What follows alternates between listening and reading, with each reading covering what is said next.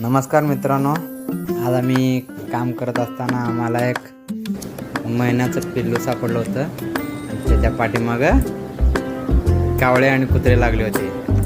तर मी आणि माझ्या मित्राने त्याला पकडून आणलं आणि ती खूप घाबरलेली होती. त्यामुळं तिला आम्ही थोडंसं पाणी पाजवलं. पाणी सुरुवातीला तर ती पित नव्हती, ती खूपच म्हणजे थोड्या वेळाने ती पाणी पिली.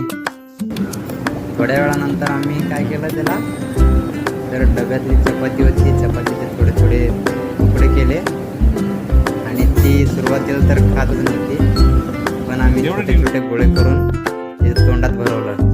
पण ते तोंडातून आत जात नव्हतं, त्यामुळे आम्ही थोडं तिला पाणीसुद्धा पाजलं. पाण्यासोबत ती गिळत राहिली.